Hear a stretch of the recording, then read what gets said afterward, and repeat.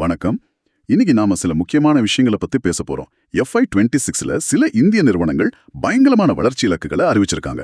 ஆமா, 100% லாப வளர்ச்சி, அப்புறம் பல்லாயிரம் கோடி ரூபாய் ஆர்டர் புக்னு சொல்றாங்க. இது சும்மா இல்ல. கரெக்ட்.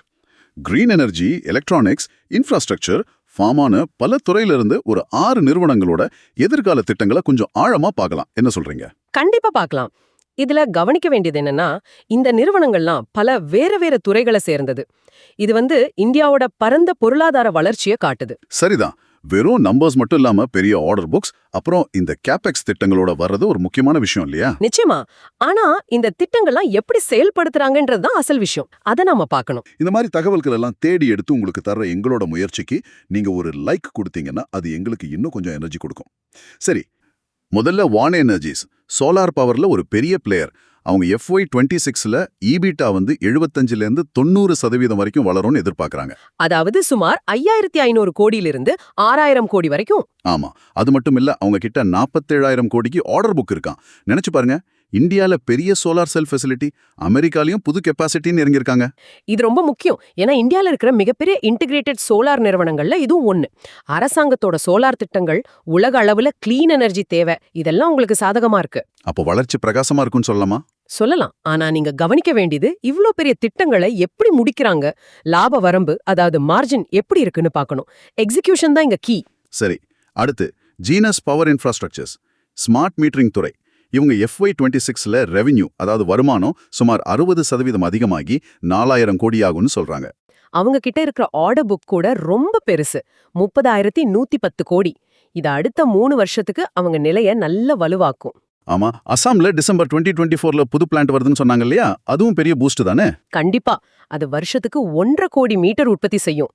இப்போ இந்தியா முழுக்க ஸ்மார்ட் கிரிட், டிஜிட்டலைசேஷன் போயிட்டு இருக்கு. அது இவங்களுக்கு நல்ல கை கொடுக்கும். குறிப்பா அந்த RDSS திட்டம். ஆமா, அந்த 3 லட்சம் கோடி மதிப்பிலான ஸ்மார்ட் மீட்டரிங் திட்டம் இவங்களுக்கு பெரிய வாய்ப்பு.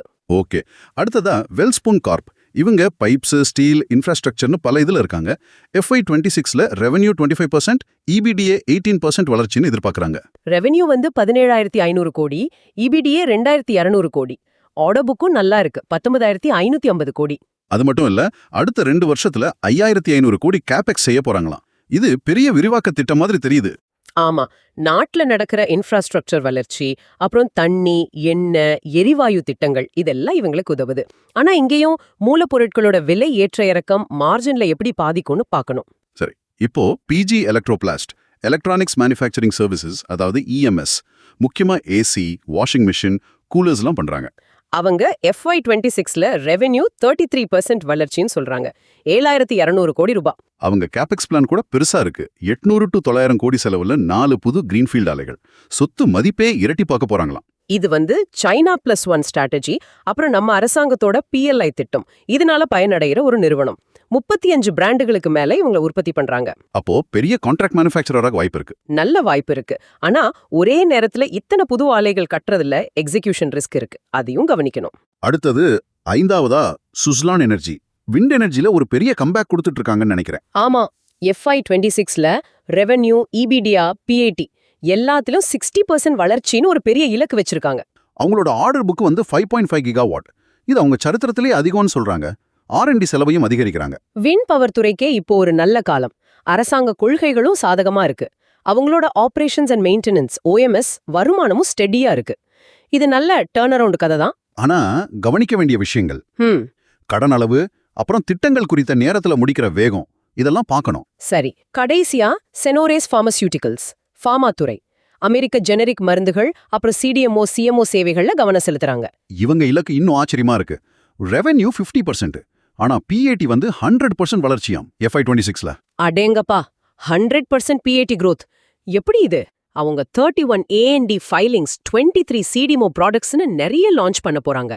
அமெரிக்க சந்தையில உங்களுக்கு நல்ல பிடி இருக்கு.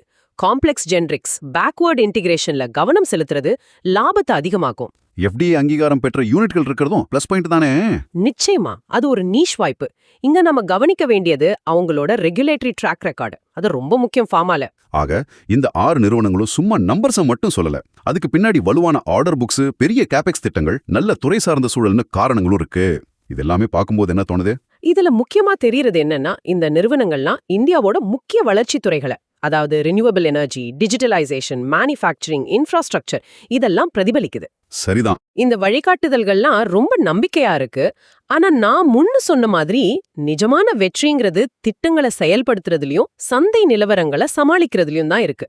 இத்தனை துறைகள்ல ஒரே நேரத்துல இப்படி ஒரு வளர்ச்சி இலக்கு வச்சிருக்கிறது நல்ல விஷயம். உண்மைதான். இறுதியா ஒரு சின்ன சிந்தனைக்கு, அதே மாதிரி எதிர்காலத்துல இந்த துறைகள்ல வர்ற வெளிநாட்டு முதலீடுகள் இந்த நிறுவனங்களோட போட்டி அல்லது வளர்ச்சியை எப்படி மாத்தலான்னு கூட நீங்க யோசிக்கலாம்.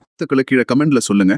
தயவு செஞ்சு ஞாபகம் வச்சுக்கோங்க, இங்க பேசின விஷயங்கள்லாம் கல்வி நோக்கங்களுக்காக மட்டும்தான். எந்த முதலீட்டு முடிவுகளையும் எடுக்கிறதுக்கு முன்னாடி உங்க நிதி ஆலோசகரை அணுகுவது ரொம்ப அவசியம்.